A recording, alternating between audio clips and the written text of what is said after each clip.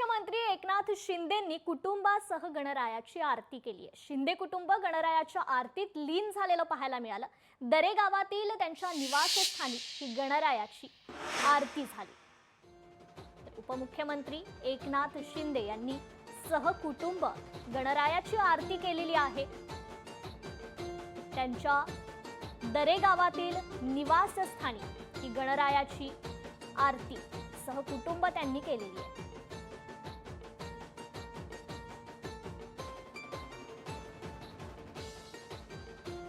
उपमुख्यमंत्री एकनाथ शिंदे हे सध्या त्यांच्या निवासस्थानी दरे गावातील निवासस्थानी आहेत। त्या ठिकाणी त्यांच्या घरी बाप्पा विराजमान झालेले आहेत।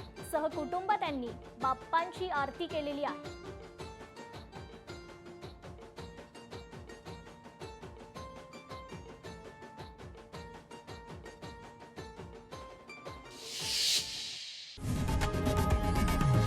लोकशाही मराठी ऐका, पहा, जागरूक रहा।